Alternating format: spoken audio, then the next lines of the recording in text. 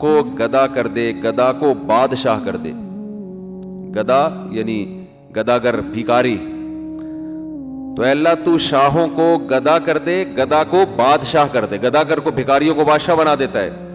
اشارہ تیرا کافی ہے گھٹانے اور بڑھانے کو. مفتی طارق مسعود کے بیانات کے لیے مفتی صاحب کے آفیشیل چینل مفتی طارق مسعود سپیچز کو سبسکرائب کریں.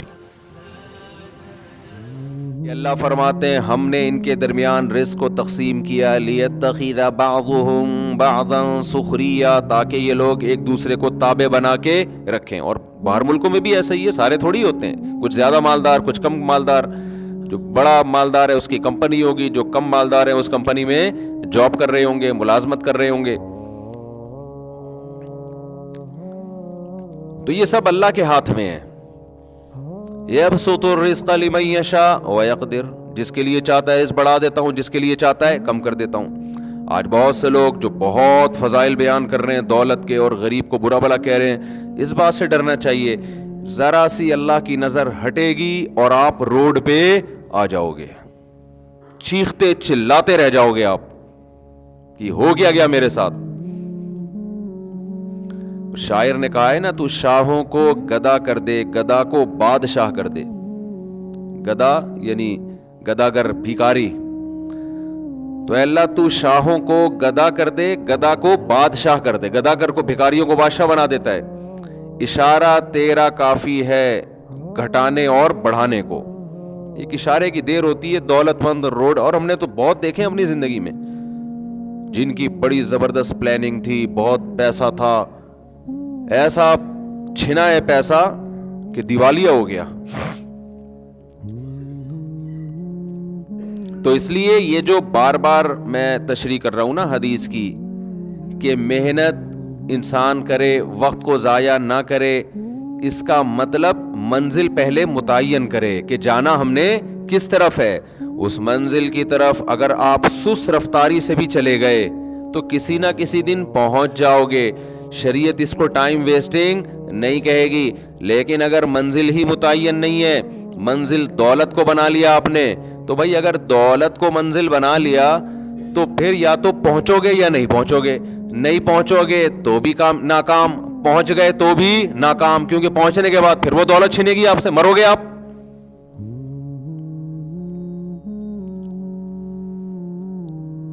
تو آپ تو پھر بھی مرو گے نا, جب مر گئے تو ختم سب. اور کوئی زیادہ مسئلہ نہیں ہے مرنے کا, کوئی اتنا لمبا ٹائم نہیں ہے. پتہ نہیں کیا سمجھا ہوا ہے لوگوں نے, ٹھا کر کے مرتا ہے بیٹھے بیٹھے. موت کے اتنے اسباب ہیں نا, میں تو ڈاکٹروں سے بہت ملتا ہوں, آتے ہیں ملاقات کرتے ہیں, بڑے بڑے لیول کے ڈاکٹر. بعض ڈاکٹر یوٹیوب پہ بڑے مشہور ہیں, ان کی اسپیچ بڑی زبردست ہوتی ہے, بڑی زبردست ان کی ایک ریسرچ ہوتی ہے. پھر دوسرے ڈاکٹروں سے رابطہ کر کے تجزیہ کرتا ہوں میں, تو وہ جو بڑی زبردست ریسرچ تھی وہ بالکل کیا نکلتی ہے بعض دفعہ, جیسے سوہانجنا کے فضائل تھے نا. بعض ڈاکٹر خوراک کے بھی ماہر ہوتے ہیں نا, بعض حکیم ہوتے ہیں اچھے معتدل. تو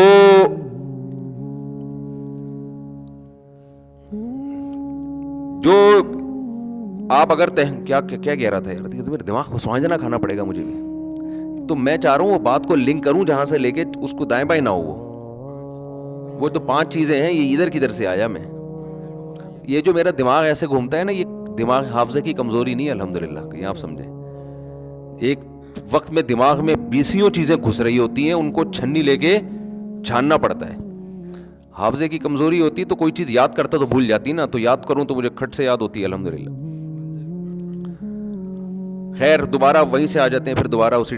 دیکھو جب آپ آگے نکل جاؤ نا اور بھول جاؤ کہ کہاں مڑنا تھا, تو پیچھے آؤ, دوبارہ آؤ گے تو وہ روڈ سامنے آ جائے گا.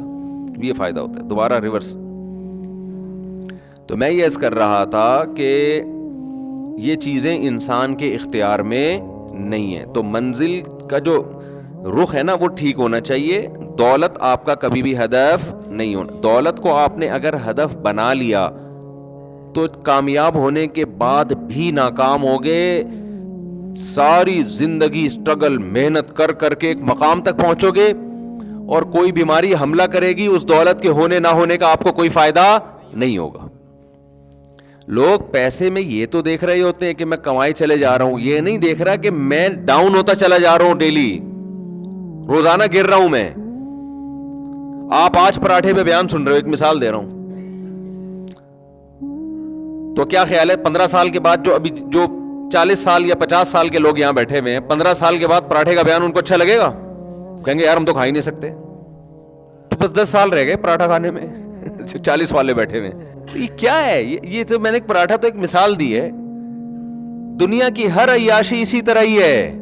آپ گھر بناتے بناتے بناتے بناتے ایک مقام تک پہنچو گے, پیسہ آ گیا, جب گھر بنے گا آپ 50-60 اب رہ کتنے گئے, 50-60 سال کے ہو گئے آپ, اب کیا رہ گیا؟ ابے 2/3 زندگی گزر گئی, 1/3 میں اپنا گھر, اپنی دیواریں, اپنی اینٹیں, کیا انجوائے کرو گے؟ یہ میرا کلپ چلتا ہے تو ایک صاحب مجھے کہنے لگے, میرا ذاتی گھر کے بارے میں کلپ چلا تو 4 بندے بیٹھے ہوئے تھے, اور میرا کلپ جب انہوں نے سنا نا کہ اپنا گھر یہ کیا لوگوں نے مسلط کر لیا ہے, تو وہ صاحب میرے جاننے والے لوگوں کو نہیں پتا کہ یہ مفتی صاحب کا دوست ہے, تو کہہ رہے جیسے کلپ بند کیا نا تو وہ کہنے لگا ابے اس کو نہیں سنا کرو, فضول باتیں کرتا ہے, ابے اس کو. مجھے اپنے بارے میں تبصرہ نا اس طرح سے چلتا ہے کہ کوئی بندہ کسی محفل میں بیٹھا ہو اور لوگ اس کو یہ نہ جانتے ہوں کہ یہ میرا جاننے والا ہو, پھر صحیح تبصرہ آتا ہے سامنے تو حضرت جی مفتی صاحب خیریت سے آپ تبھی, ماشاء اللہ آپ کے بیان بڑے ٹائٹ ہوتے ہیں, سامنے تو یہی چلے گا نا. تو صحیح تجزیہ جو آتا ہے نا وہ نیوٹرل, کہ میں نہ ہوں اور ہمارا جاننے والا ہو اور لوگوں کو پتا نہ ہو کہ یہ ہمارا جاننے والا. جیسے ہماری کوئی ریلیٹو خاتون تھی حج پہ, تو میرا بھی سفر تھا, ہمارے ساتھ تھیں, تو انہوں نے کیا کہا کہ وہ کوئی خاتون کو نہیں پتا تھا یہ ہماری ریلیٹو ہیں, تو خاتون میرا بیان دیکھ کے کہہ رہی ہے یہ مفتی مجھے زہر لگتا ہے. ویسے گزر رہے ہو تو خواتین بھی دیکھ رہی ہوتی ہیں, وہی مفتی صاحب جا رہے ہیں, وہ مفتی صاحب جا رہے ہیں, جس کو سلام کا موقع ملتا ہے وہ سلام بھی کرتی ہیں, تو ظاہر عقیدت کی بیس پہ ہی سلام کیا جاتا ہے نا. اور نیوٹرل ہو گئے, یہ مفتی مجھے کیا لگتا ہے, زہر لگتا ہے. سامنے کوئی نہیں آ کے کہتا تو مجھے زہر لگتا ہے. اور پھر وہ کہنے لگی میں نے اپنے بچوں کو اس کے بیان میں جانے سے روک دیا ہے, شادیوں کی باتیں سن کے خراب ہو رہے تھے. یہ ان کا پورا تبصرہ یہ, شادیوں کی باتیں سن کے خراب ہو رہے تھے.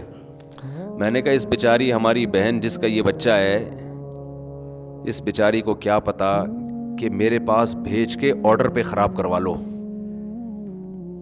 آرڈر دے کے خراب کرواؤ, کیونکہ ان کو نہیں پتا باہر کا ماحول ایسا ہے. ایک دفعہ زنا میں پڑ گیا نا یہ, پھر آپ گن پوائنٹ پہ بھی اس کی شادی کراؤ گی, یہ شادی نہیں کرے گا, اور اگر کر لے گا تو چلے گی نہیں. اس کی پرانی گرل فرینڈس اتنی ہوں گی کہ بیوی موبائل میں پتہ چل جاتا ہے کہ غفار سے اصل کون مراد ہے, ستار سے اصل کون. آج کل ان کو پاسورڈ بھی کھولنے آتے ہیں, بہت کچھ ہوتا ہے, تو وہ پکڑا جائے گا. پھر وہ جو بدگمانیاں پھر آپ روگی ساری زندگی. تو میں نے تو اس پہ بیان کیا کہ خواتین کو چاہیے اپنے بچوں کو میرے پاس بھیجیں اور مجھے آرڈر دیں کہ ان کو خراب کرنے کے لیے بھیج رہے ہیں ہم. یہ خرابی اس اچھائی سے بہتر ہے جس کو آپ اچھائی سمجھ رہی ہو, اور نیچرل لائف کی طرف لے کے آ رہے ہیں بھائی. ان کو کہتے ہیں ابھی کیا اس نے, ابھی کماتا کہاں ہے, ابھی اپنے پاؤں پہ تو کھڑا ہو جائے, ابھی سے بیکار بچکانا باتیں.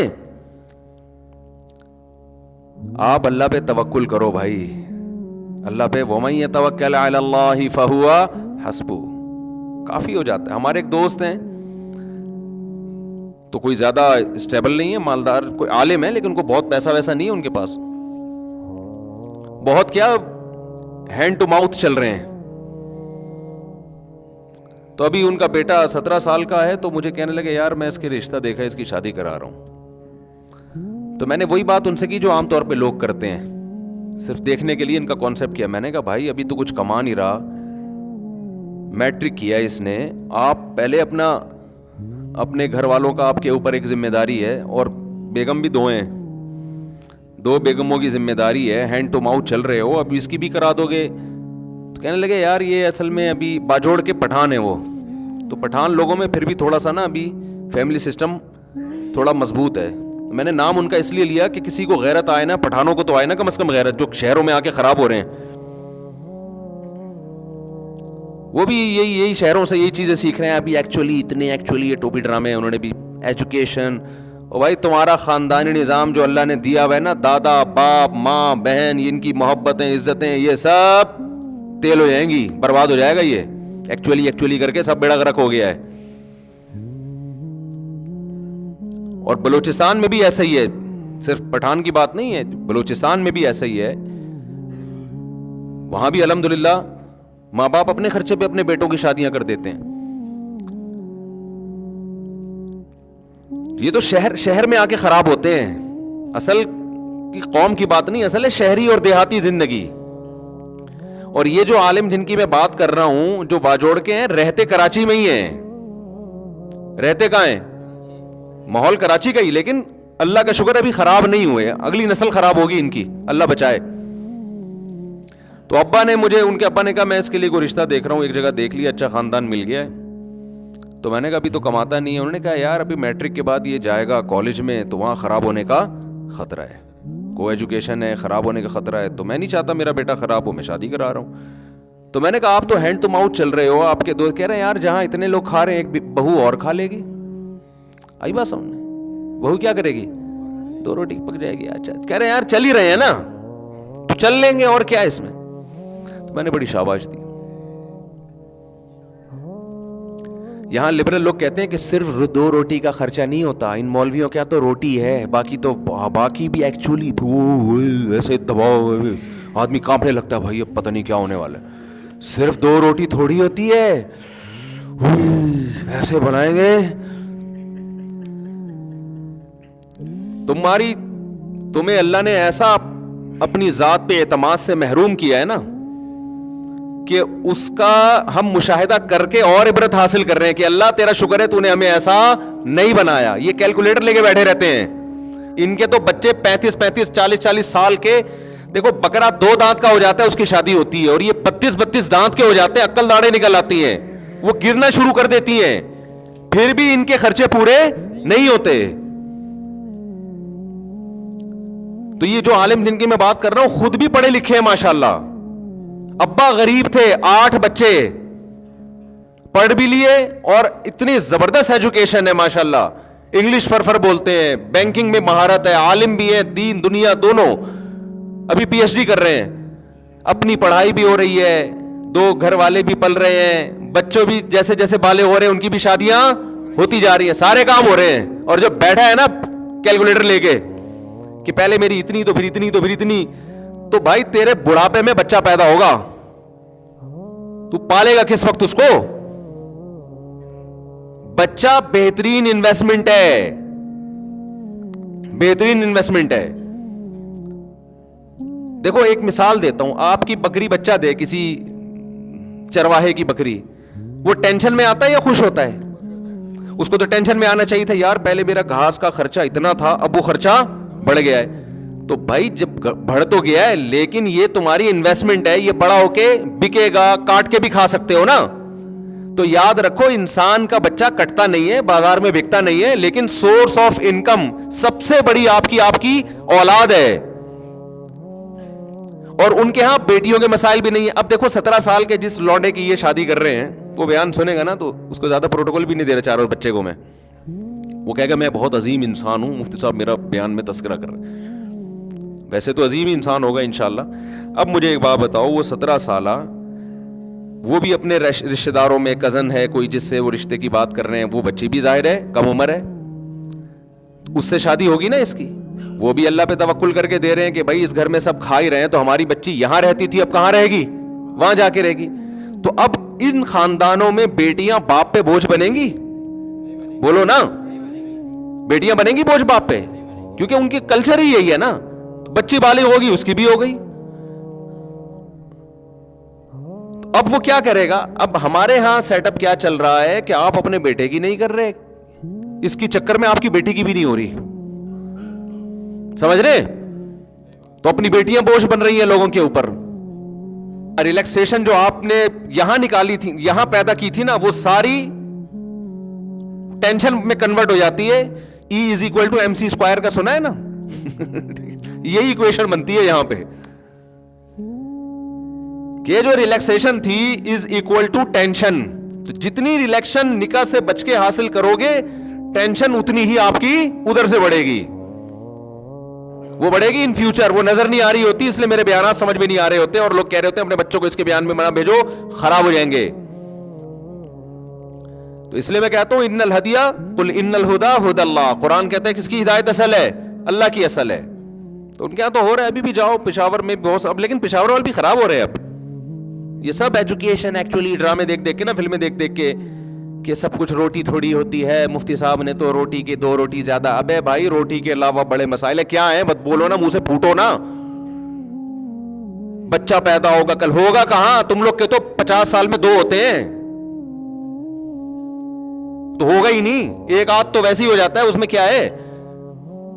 हो कुछ भी नहीं रहा, खर्चे उसके क्या हैं? बोलो, बहुत ज्यादा हैं, हो नहीं रहे हैं। औलाद की एक्चुअली जिम्मेदारियां होती, कितनी औलाद है आपकी, 2 बच्चे, उसकी क्या जिम्मेदारियां है यार? उसके हगाने मुताने की जिम्मेदारी पैम्पर ने ली है, इंटरटेनमेंट की जिम्मेदारी कार्टून ने ली है, खेलकूद की जिम्मेदारी, और पढ़ाने की जिम्मेदारी स्कूल ने ली है, स्कूल का होमवर्क कराने की जिम्मेदारी ट्यूटर ने ली हुई है। तो आपका क्या, इसमें क्या टेंशन हो रही है? बहुत मुश्किल है मेरे भाई। मैं आपको सही बात बताऊं, मैंने गरीबों के बच्चे एक्टिव भी देखे हैं ज्यादा, ज़हीन भी ज्यादा देखे हैं, तरबियत में भी ज्यादा अच्छे हैं। आपको चंद नजर आएंगे चोर उचक्के डाकू, तो इनमें तो गरीब के भी होंगे मालदारों के भी होंगे, उसमें रेशो दोनों का क्या है? बराबर है। यकीन ना हो मेरे साथ उन इलाकों में जाओ, उनका खानदानी निजाम देखो, गरीब है, बच्चे ज्यादा हैं, उनमें अदब तमीज और मेंटल लेवल भी अच्छा होगा और कॉन्फिडेंस भी होगा, बहादुर भी होंगे। और अमीरों के यहां अक्सर, सबकी बात नहीं कर रहा, अक्सर बच्चे अजीब से, यानी लगता है कि डिप्रेशन में है, इतना लाड प्यार मिला होता है, इतना वही जो मैंने बयान नहीं सुना था, पाठा खा लो तो फिर ये खा लो तो फिर वो खा लो, वो साइकी से बनते चले जा रहे हैं, बर्दाश्त ही नहीं है। जरा सी बड़े होने के बाद उनको टेंशन मिले, डिप्रेशन में जाएंगे।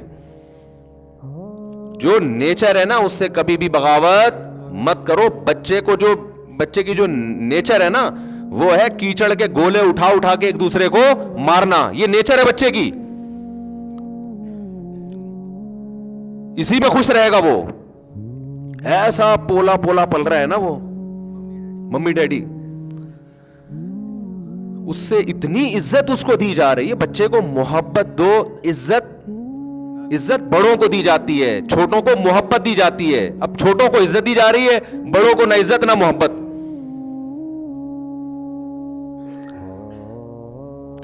नहीं यारी बात मेरा ख्याल है। बच्चे का चाचा उसे जरा सा डांटेगा तो बच्चे के सामने ही चाचा को डांटना, कि भाई तुम कौन होते मेरे बच्चे को डांटने वाले।